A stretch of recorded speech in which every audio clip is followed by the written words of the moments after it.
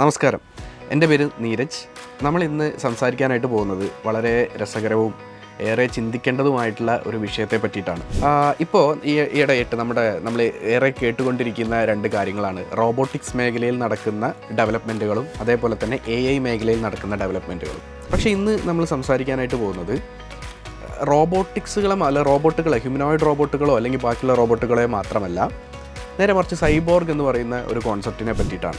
മനുഷ്യനും റോബോട്ടുകളും തമ്മിലുള്ള ഡിസ്റ്റൻസ് അത് കുറഞ്ഞുകൊണ്ടിരിക്കുകയാണ്.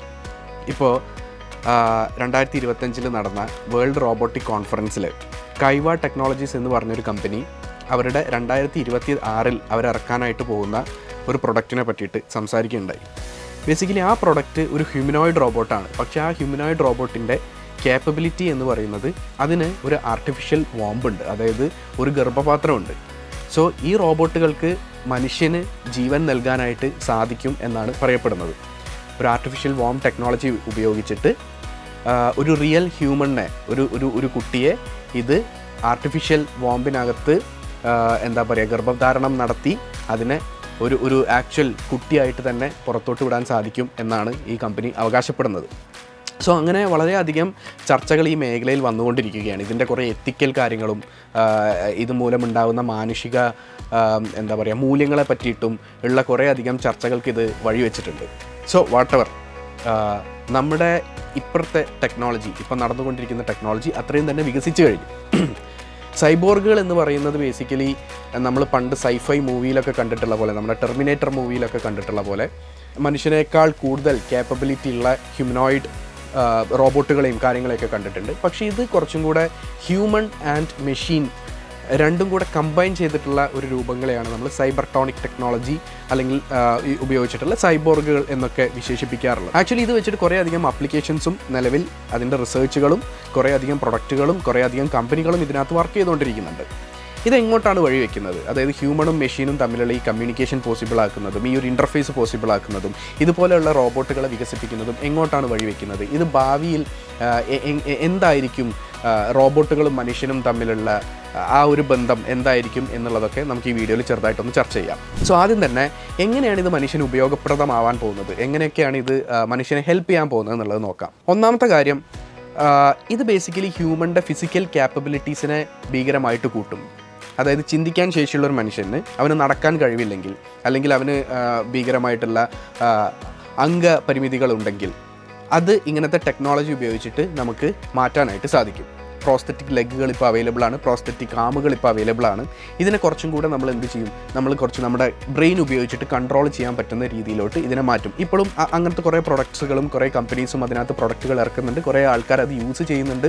നമുക്ക് പാരാ ഒളിമ്പിക്സും കാര്യങ്ങളും ഉണ്ട്. അപ്പോൾ അതിനകത്ത് പ്രോസ്തെറ്റിക് ലെഗ് വെച്ചിട്ട് അവർ ഒരു നോർമൽ മനുഷ്യൻ ഓടുന്ന വേഗതയിൽ തന്നെ അവർക്ക് ഓടാൻ സാധിക്കുന്നുണ്ട്, അല്ലെങ്കിൽ അതിനേക്കാൾ കൂടുതൽ വേഗതയിൽ അവർക്ക് ഓടാൻ സാധിക്കുന്നുണ്ട്. ഒരു നോർമൽ ഒളിമ്പിക്സിലുള്ള എല്ലാത്തരം ഇവൻറ്റുകളും അതിനകത്തുണ്ട്. അപ്പോൾ അതിനകത്ത് കാലില്ലാത്ത ആൾക്കാർ വന്ന് പാർട്ടിസിപ്പേറ്റ് ചെയ്യുന്നുണ്ട്, അവർ പ്രോസ്തെറ്റിക് ലെഗുകൾ യൂസ് ചെയ്തിട്ട് പാർട്ടിസിപ്പേറ്റ് ചെയ്യുന്നുണ്ട്. അങ്ങനത്തെ കാര്യങ്ങളൊക്കെ അവർ ചെയ്യുന്നുണ്ട്. അതേപോലെ തന്നെ ഇപ്പോൾ നമ്മുടെ വാർഫെയർസൊക്കെ നോക്കുകയാണെങ്കിൽ, യുദ്ധമുഖങ്ങൾ നോക്കുകയാണെങ്കിൽ ഒരുപാട് സൈനികർക്ക് അവരുടെ കൈകൾ നഷ്ടപ്പെടുന്നു, കാലുകൾ നഷ്ടപ്പെടുന്നു, അവരുടെ ജീവിതം തന്നെ ആ ഒരു യുദ്ധത്തിന് ശേഷം ഇല്ലാതാവുന്ന ഒരവസ്ഥയിലോട്ട് എത്തുന്നുണ്ട്. അപ്പോൾ ഇങ്ങനത്തുള്ള സിറ്റുവേഷനുകളിലൊക്കെ ഈ ഒരു ടെക്നോളജി, അതായത് മെക്കട്രോണിക് ഉപകരണങ്ങൾ ഉപയോഗിച്ച് അവരുടെ ഈ ഒരു വൈകല്യം മാറ്റാനായിട്ട് സാധിക്കുന്ന തരത്തിലുള്ള ടെക്നോളജി അതിഭീകരമായിട്ട് തന്നെ വളർന്നുകൊണ്ടിരിക്കുന്ന ഒരു സാഹചര്യമാണ് നമ്മൾ കണ്ടുകൊണ്ടിരിക്കുന്നത്. ഇത് ബേസിക്കലി മനുഷ്യന് വളരെയധികം പ്രയോജനമുണ്ടാക്കുന്ന, അല്ലെങ്കിൽ അവൻ്റെ ഈ ഒരു ഫിസിക്കൽ ഇൻകാപ്പബിലിറ്റീസിന്, അല്ലെങ്കിൽ ഇൻകാപ്പബിലിറ്റീസ് എന്ന് പറയുന്നില്ല, പക്ഷേ അവനെ ലിമിറ്റ് ചെയ്യുന്ന കാര്യങ്ങളെ വളരെ സ്ട്രോങ് ആയിട്ട് തന്നെ മുന്നോട്ട് കൊണ്ടുവരാനും അതിനുള്ള കേപ്പബിലിറ്റീസ് കൊടുക്കാനൊക്കെ പറ്റുന്ന കാര്യങ്ങളാണ്. പക്ഷേ ഇപ്പോഴത്തെ നമ്മൾ റോബോട്ടിക്സിനകത്ത് നടന്നുകൊണ്ടിരിക്കുന്ന കുറേ അധികം ടെക്നോളജീസ് നോക്കുകയാണെങ്കിൽ, ഇപ്പോൾ റീസെൻ്റ്ലി ഒരു കമ്പനി അവരുടെ റോബോട്ടിനെ അവതരിപ്പിച്ച സമയത്ത് ഓഡിയൻസിൻ്റെ ഇടയിൽ നിന്നും അവിടെ നിന്നൊക്കെ ഒരുപാട് ചോദ്യങ്ങൾ വന്നു. അതായത് അവർ ആക്ച്വൽ ഒരു ഹ്യൂമണിനെ വേഷം കെട്ടിയിട്ട് സ്റ്റേജിൽ ഇറക്കിയതാണോ എന്നുള്ള ചോദ്യങ്ങളൊക്കെ വന്നിട്ടുണ്ടായിരുന്നു. ആ സമയത്ത് അവരതിനെ ഡിഫെൻഡ് ചെയ്തത് ആ സ്റ്റേജിൽ വെച്ചിട്ട് തന്നെ അതിൻ്റെ ഔട്ടർ കവർ അല്ലെങ്കിൽ അതിൻ്റെ ക്ലോത്ത് കട്ട് ചെയ്തിട്ട് അതിൻ്റെ ഉള്ളിലുള്ള സ്റ്റീൽസും കാര്യങ്ങളൊക്കെ കാണിച്ചിട്ടാണ്. സോ റോബോട്ടിക് ക്യാപ്പബിലിറ്റീസ് ആക്ച്വലി ഹ്യൂമൻ്റെ ഫിസിക്കിനെ മിമിക്ക് ചെയ്യാൻ പറ്റുന്ന രീതിയിലോട്ടൊക്കെ മാറിയിട്ടുണ്ട്. ഇപ്പോൾ യൂണിറ്ററി റോബോട്ട്സിൻ്റെ ലേറ്റസ്റ്റ് ഹ്യൂമനോയിഡ് റോബോട്ട് എടുത്ത് നോക്കുകയാണെങ്കിൽ അതിന് തലകുത്തി മറിയാം, അതിന് നമ്മൾ ചെയ്യുന്ന പോലെ മാർഷ്യൽ ആർട്സുകൾ കാണിക്കാം, അങ്ങനത്തെ കാര്യങ്ങളൊക്കെ അത് ചെയ്യുന്നുണ്ട്. ആക്ച്വൽ ഒരു ഹ്യൂമൻ നടന്നു പോകുന്ന രീതിയിലുള്ള റോബോട്ടുകളെ ഉണ്ടാക്കാനായിട്ട് സാധിച്ചിട്ടുണ്ട്. അങ്ങനെയൊക്കെ വന്നിട്ടുണ്ട്. ഇനി നിങ്ങൾ ആലോചിച്ച് നോക്കുക, ഇതിനകത്തോട്ട് ഒരു മനുഷ്യൻ്റെ ബുദ്ധിക്ക് കൂടെ പ്രവർത്തിക്കാൻ പറ്റി കഴിഞ്ഞാലോ?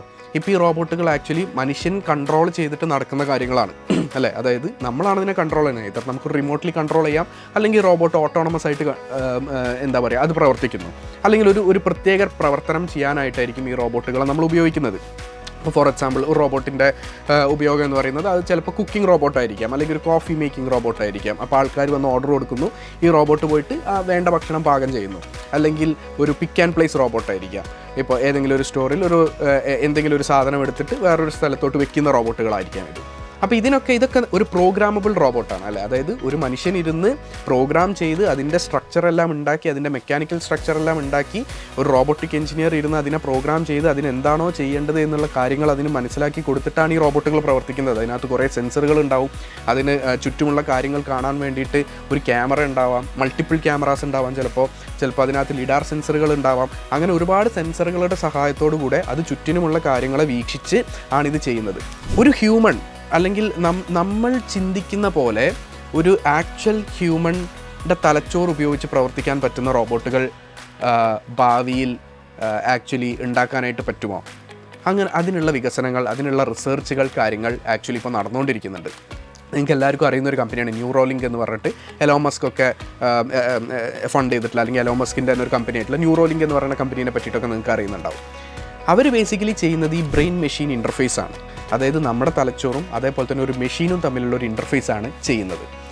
ഇത് ചെയ്യുന്നതോടുകൂടി, അല്ലെങ്കിൽ ഇത് പോസിബിൾ ആവുന്നതോടുകൂടി തുറക്കാൻ പോകുന്ന ഒരു ലോകം എന്ന് പറയുന്നത് മനുഷ്യനെ പോലെ തന്നെയുള്ള റോബോട്ടുകളുടെ, അല്ലെങ്കിൽ മനുഷ്യൻ്റെയും റോബോട്ടുകളുടെയും ഒരു എന്താ പറയുക ഒരു മിക്സ് ആയിട്ടുള്ള ഒരു പുതിയ, ഇപ്പോൾ നമ്മൾ സൈബോർഗ് എന്നൊക്കെ വിളിക്കാൻ പറ്റുന്ന തരത്തിലുള്ള ഒരു മനുഷ്യനാണോ ഒരു മെഷീനാണോ എന്ന് നമുക്ക് പറയാൻ പറ്റാത്ത തരത്തിലുള്ള കാര്യങ്ങളിലോട്ട് ഇതിനെ വേണമെങ്കിൽ കൊണ്ടുപോകാനായിട്ട് സാധിക്കും ഇങ്ങനത്തെ ടെക്നോളജീസ്. ആക്ച്വലി അവിടെ എന്താ ചെയ്യുന്നത്, മനുഷ്യൻ്റെ ബ്രെയിൻ അല്ലെങ്കിൽ നമ്മൾ ചിന്തിക്കുന്നതനുസരിച്ചിട്ട് നമ്മൾ വേറൊരു മെഷീനുമായിട്ട് കമ്മ്യൂണിക്കേറ്റ് ചെയ്യണം. ആ മെഷീൻ ചിലപ്പോൾ ഒരു റോബോട്ടിക് ആം ആവാം, അല്ലെങ്കിൽ അതൊരു മേ ബി ഒരു ഒരു ചെറിയൊരു മൂവിങ് കാറാവാം. നമ്മളിപ്പോൾ അതിനോട് വലത്തോട്ട് തിരിയണം, ഒരു ടോയ് കാറായിരിക്കാം, ചിലപ്പോൾ നമ്മളതിനെ വലത്തോട്ട് തിരിയണം എന്ന് പറയുമ്പോൾ നമ്മൾ ആലോചിക്കുന്ന സമയത്ത് വലത്തോട്ട് തിരിയുന്ന പോലെ ആവാം. ഇപ്പം ഞാൻ ചിന്തിക്കുകയാണ് എൻ്റെ ഈ കൈ പൊന്തിക്കണം എന്ന് ഞാൻ ചിന്തിക്കുമ്പോൾ, അല്ലെങ്കിൽ എനിക്കതിന് പോസിബിളാണ്, ഞാനത് ഇപ്പോൾ ഇവിടെയുള്ള ലാപ്ടോപ്പ് എനിക്ക് ചെറുതായിട്ടൊന്ന് ഇങ്ങനെ അഡ്ജസ്റ്റ് ചെയ്യണം എന്ന് പറയുമ്പോൾ അത് പോസിബിളാണ്. അത് പോസിബിളാക്കുന്നത് ഞാനൊരു ഹ്യൂമണാണ്, ലൈക്ക് ഞാൻ അലൈവായിട്ടുള്ള ഒരു ഹ്യൂമണാണ്. എനിക്ക് ആ ഒരു എൻ്റെ ബ്രെയിൻ ഹാൻഡ് കോർഡിനേഷൻ അവിടെ ഉണ്ട്. മേ ബി ഈ കൈ ഭാവിയിൽ ചിലപ്പോൾ എനിക്ക് ഈ കൈ നഷ്ടപ്പെട്ട് കഴിഞ്ഞാൽ ഞാനൊരു പ്രോസ്തറ്റിക് ആം വയ്ക്കുന്നു, ഞാനത് ചിന്തിക്കുന്നു, എൻ്റെ പ്രോസ്തറ്റിക് ആം ഒരു ആക്ച്വൽ കൈ എങ്ങനെയാണോ വർക്ക് ചെയ്യുന്നത് അതുപോലെ തന്നെ മിമിക്ക് ചെയ്തിട്ട് എനിക്ക് എൻ്റെ ഫിംഗേഴ്സ് മൂവ് ചെയ്യാൻ പറ്റുന്നു, എൻ്റെ കൈയിൻ്റെ മോഷൻസ് എല്ലാം അതേപോലെ കിട്ടുന്നു, അതുപോലെ ചെയ്യാനായിട്ട് പറ്റും. ഇനി ആ പ്രോസ്തറ്റിക് ആം വെച്ചിട്ടില്ല എന്ന് വിചാരിക്കുക, വേറെ തന്നെ ഒരു കമ്പോണൻ്റ് ഇവിടെ ഉണ്ട്, വേറെ തന്നെ ഒരു റോബോട്ടോ, ഒരു മിനി ഹ്യൂമനോയിഡ് റോബോട്ടോ, അല്ലെങ്കിൽ വേറെ തന്നെ ഒരു മെഷീനോ ഇവിടെ ഉണ്ടെങ്കിൽ ഈ ഒരു ഹ്യൂമൻ മെഷീൻ ഇൻ്റർഫേസ് വഴി എനിക്കിവിടെ ചിന്തിക്കുമ്പോൾ എനിക്കതിനെ കൺട്രോൾ ചെയ്യാനായിട്ട് പറ്റും. സോ ഇത് തുറക്കാൻ പോകുന്ന ലോകം എന്ന് പറയുന്നത് വളരെ വിശാലമായിട്ടുള്ള ഒരുപാട് റിസർച്ചുകൾക്ക് അവസരമുള്ള ഒരു വലിയ ലോകമാണ് ഇത് സൃഷ്ടിക്കാനായിട്ട് പോകുന്നത്. ഈ ഹ്യൂമൻ മെഷീൻ ഇൻ്റർഫേസും ന്യൂറോലിങ്ക് പോലുള്ള കമ്പനികളും, അതേപോലെ തന്നെ ഇപ്പോൾ ഞാൻ നേരത്തെ പറഞ്ഞ കൈവ ടെക്നോളജീസ് പോലുള്ള കമ്പനികളും, അവരുടെ എല്ലാം റിസർച്ച് ആ ഒരു ഏരിയയിലോട്ടാണ് പോകുന്നത്. ചൈനയിൽ ഒരുപാട് കമ്പനീസ് ഇതേപോലുള്ള റിസർച്ചുകളുമായിട്ട് മുന്നോട്ട് പോകുന്നുണ്ട്. ഇപ്പോൾ ഇതിനെല്ലാം ഇതിൻ്റെ ഒരു ബാക്ക്ഗ്രൗണ്ട് നോക്കിക്കഴിഞ്ഞാൽ പണ്ട് നമ്മൾ ഈ സൈഫൈ മൂവീസിലും അതേപോലെ തന്നെ നമ്മുടെ ഹോളിവുഡ് മൂവീസിലൊക്കെ കണ്ടിട്ടുള്ള പല എന്താ പറയുക ഫാൻസി ആയിട്ടുള്ള കാര്യങ്ങൾ, അല്ലെങ്കിൽ വളരെ ഇമാജിനേറ്റീവ് ആയിട്ടുള്ള പല കാര്യങ്ങളും ഇപ്പോൾ ആക്ച്വലി റിയാലിറ്റിയിലോട്ട് വന്നുകൊണ്ടിരിക്കുകയാണ്. ഇപ്പോൾ പണ്ടത്തെ ഒരുപാട് മുമ്പുള്ള കുറേ മൂവീസൊക്കെ എടുത്ത് നോക്കുകയാണെങ്കിൽ അതിനകത്ത് ഇപ്പം ഈ 3D പ്രിൻ്റർ പോലുള്ള സാധനങ്ങൾ, ലൈക്ക് നമ്മൾ കൊടുക്കുന്ന ഒരു ഡിസൈൻ കൊടുക്കുമ്പോൾ അത് ഉണ്ടാക്കി വരുന്ന സാധനങ്ങളൊക്കെ പണ്ടത്തെ സിനിമയിലൊക്കെ കണ്ടിട്ടുണ്ടായിരുന്നു. പക്ഷേ അത് കുറേ കഴിഞ്ഞപ്പോൾ ഇപ്പോൾ 3D പ്രിൻ്റേഴ്സൊക്കെ വന്നിട്ട് കുറേ കാലമായി. അപ്പോൾ അതിനകത്ത് അത് റിയാലിറ്റിയിലോട്ട് വന്നു. നമ്മൾ വേറൊരു ലോകത്തിരിക്കുന്ന ഒരാളെ, അല്ലെങ്കിൽ വേറൊരു രാജ്യത്തിരിക്കുന്ന ഒരാളെ നമ്മുടെ മുമ്പിൽ ആക്ച്വലി കണ്ടുകൊണ്ട്, അതായത് ഒരു സ്ക്രീനിലല്ലാതെ മുമ്പിൽ ആക്ച്വലി കണ്ടുകൊണ്ട് സംസാരിക്കുന്ന തരത്തിലുള്ള സീനുകളും കാര്യങ്ങളൊക്കെ പണ്ട് നമ്മൾ മൂവീസിലൊക്കെ കണ്ടിട്ടുണ്ട്. അതിപ്പോൾ റിയാലിറ്റിയിലോട്ട് വന്നു കഴിഞ്ഞു. വെർച്വൽ റിയാലിറ്റി ടെക്നോളജി വന്നു കഴിഞ്ഞു, augmented reality technology, mixed reality എന്നൊക്കെ പറഞ്ഞിട്ട് അതൊക്കെ ഒരുപാട് മുമ്പ് തന്നെ വന്നിട്ടുണ്ടായിരുന്ന കാര്യങ്ങളായിരുന്നു. മനുഷ്യനെ പോലെ ചിന്തിക്കാൻ പറ്റുന്ന മെഷീനുകളെ പറ്റിയിട്ടുള്ള കാര്യങ്ങളൊക്കെ നമ്മൾ കണ്ടു കഴിഞ്ഞു. ഈവൻ മലയാളത്തിൽ പോലും നമ്മൾ അങ്ങനത്തെ സിനിമകളും കാര്യങ്ങളൊക്കെ കണ്ടിട്ടുണ്ട്. നമ്മുടെ ആൻഡ്രോയിഡ് കുഞ്ഞപ്പൻ പോലുള്ള സിനിമകളൊക്കെ കണ്ടിട്ടുണ്ട്. അതേപോലെ ഇപ്പോൾ AI ഉപയോഗിക്കാത്തവരായിട്ട് ആരും തന്നെ ഇല്ല. വാട്സാപ്പ് ഉപയോഗിക്കുന്ന എല്ലാവരും തന്നെ മറ്റേ AI യൂസ് ചെയ്യുന്നുണ്ട്. അതേപോലെ തന്നെ സ്റ്റുഡൻസ് എല്ലാവരും തന്നെ പലതരത്തിലുള്ള AI ടൂളുകളും കാര്യങ്ങളും ഉപയോഗിക്കുന്നുണ്ട്. പ്രൊഫഷണൽസ് ഉപയോഗിക്കുന്നുണ്ട്. പണ്ടൊരു മനുഷ്യനിരുന്ന് കോഡ് ചെയ്തിരുന്ന കാര്യങ്ങൾ ഇപ്പോൾ ആക്ച്വലി ആരാ ചെയ്യുന്നത്? നമുക്കതിന് വേണ്ടിയിട്ട് AI ടൂൾസ് ഉണ്ട്. മനുഷ്യൻ ചിന്തിച്ചു കൊണ്ടിരുന്നിരുന്ന പല കാര്യങ്ങളും ഇപ്പോൾ AI ചെയ്യുന്നു. അവൻ്റെ ക്രിയേറ്റീവായിട്ടുള്ള രീതിയിൽ എന്താ പറയുക, ക്രിയേറ്റീവ്. അപ്പോൾ നമ്മൾ പറഞ്ഞു ഓക്കെ, ഇങ്ങനത്തെ കാര്യങ്ങളൊക്കെ നമുക്ക് റീപ്ലേസ് ചെയ്യാൻ പറ്റും, ക്രിയേറ്റീവായിട്ടുള്ള കാര്യങ്ങൾ നമുക്ക് ചെയ്യാൻ പറ്റില്ല എന്ന് ആ സമയത്ത് നമ്മൾ സംസാരിച്ചു. പക്ഷേ അതിനും പിന്നീട് മാറ്റങ്ങൾ വന്നു. സ്വന്തമായിട്ട് മ്യൂസിക് കമ്പോസ് ചെയ്യുന്ന ടൂൾസ് വന്നു, സ്വന്തമായിട്ട് സിനിമ ക്രിയേറ്റ് ചെയ്യാൻ പറ്റുന്ന ടൂളുകൾ വന്നു, സ്വന്തമായിട്ട് ചിത്രം വരയ്ക്കാൻ പറ്റുന്ന ടൂളുകൾ വന്നു. അങ്ങനെ മനുഷ്യൻ്റെ ക്രിയേറ്റീവ് മേഖലയിലോട്ട് ഇത് പോയി. അപ്പോഴും നമ്മൾ വിചാരിച്ചിരുന്ന ഒരു കാര്യം ഉണ്ടായിരുന്നു, മനുഷ്യന് മാത്രം സാധ്യമാവുന്ന കുറേയധികം കാര്യങ്ങളുണ്ട്. ഫോർ എക്സാമ്പിൾ ഈ ഗർഭധാരണം മനുഷ്യന് മാത്രം പോസിബിൾ ആവുന്നൊരു കാര്യമാണ്. ഇത് റോബോട്ടിന് പോസിബിൾ ആവില്ല എന്ന് നമ്മൾ ആ സമയത്ത് വിശ്വസിച്ചു. പക്ഷേ അതും ഇപ്പോൾ റോബോട്ടിന് പോസിബിൾ ആവുന്ന തരത്തിലാണ് നമ്മൾ കണ്ടുകൊണ്ടിരിക്കുന്നത്. ആർട്ടിഫിഷ്യൽ വോം ടെക്നോളജി എല്ലാം വരുന്നു, റോബോട്ടുകൾക്ക് ഗർഭധാരണം പോസിബിൾ ആവുന്നു. പണ്ട് നമ്മൾ സിനിമയിലൊക്കെ കണ്ടിട്ടുണ്ടാവും, ഒരു വളരെ എന്താ പറയുക നിഗൂഢമായ ഒരു ഏരിയയിൽ കുറേ മ്യൂട്ടൻസുകൾ ഉണ്ടാക്കുന്ന ഒരു ലാബ്. അതിനകത്ത് കുറേ സെല്ലുകളുണ്ടാവും. ആ സെല്ലിനകത്തെല്ലാം ഒരു ആർട്ടിഫിഷ്യൽ വോംബ് ഉണ്ടാവും. ആ വോംബിനകത്തെല്ലാം അവർ ലൈഫിനെ ഉണ്ടാക്കുന്നുണ്ടാവും. അതിന് ചിലപ്പോൾ ചില മ്യൂട്ടൻ കപ്പാസിറ്റീസ് കൊടുക്കുന്നുണ്ടാവും. അതെല്ലാം പണ്ടത്തെ സിനിമകളിലുള്ള ഇമാജിനേറ്റീവ് കാര്യങ്ങളായിരുന്നു. പക്ഷേ ഇപ്പോൾ അത് റിയാലിറ്റിയിലോട്ട് വരികയാണ്. അതിൻ്റെ എത്തിക്സും കാര്യങ്ങളൊക്കെ വേറെ തന്നെ ചർച്ച ചെയ്യപ്പെടേണ്ട ഒരു വിഷയമാണ്. പക്ഷേ എങ്കിൽ പോലും അങ്ങനത്തെ കാര്യങ്ങളെല്ലാം ഇതിനകത്തോട്ട് വന്നുകൊണ്ടിരിക്കുകയാണ്. സോ ഇതെല്ലാം പോസിബിൾ ആയിക്കൊണ്ടിരിക്കുന്ന ഒരു കാലത്താണ് പോകുന്നത്. ഇതിനകത്തുള്ള ഡെവലപ്മെൻറ്റുകളെല്ലാം വളരെ സ്പീഡായിട്ട് തന്നെ മുന്നോട്ട് പോകുന്ന കുറേ കാര്യങ്ങളാണ് നമ്മൾ കണ്ടുകൊണ്ടിരിക്കുന്നത്. സോ ഇതൊക്കെയാണ് റീസെൻ്റ്ലി ഇപ്പോൾ ഇതിനകത്ത് നടന്നിട്ടുള്ള കുറച്ച് ഡെവലപ്മെൻറ്റും കാര്യങ്ങളും. റോബോട്ടിക് മേഖലയിൽ എസ്പെഷ്യലി ഹ്യൂമനോയിഡ് റോബോട്ടുകളുടെ മേഖലയിൽ നടന്നിട്ടുള്ള ഡെവലപ്മെൻറ്റുകളെ പറ്റിയിട്ട് നമുക്കൊരു സെപ്പറേറ്റ് വീഡിയോ തന്നെ നമുക്ക് ചെയ്യാം. അതിനകത്ത് ഏതൊക്കെ കമ്പനികളാണ് ഇപ്പോൾ വർക്ക് ചെയ്തുകൊണ്ടിരിക്കുന്നത്, എന്തൊക്കെയാണ് അവർ ചെയ്യുന്നത്, എന്തൊക്കെ ആക്ടിവിറ്റീസാണ് അവിടെ നടക്കുന്നത് എന്നുള്ളത് അറിയാനായിട്ട് ഒരു സെപ്പറേറ്റ് വീഡിയോ തന്നെ നമുക്ക് ചെയ്തിട്ട് അതിനകത്തുള്ള ഡെവലപ്മെൻറ്റും കാര്യങ്ങളും നമുക്ക് ചർച്ച ചെയ്യാം. ഇപ്പോഴത്തെ വീഡിയോ ഞാൻ ഇവിടെ നിർത്തുന്നു. നന്ദി, നമസ്കാരം.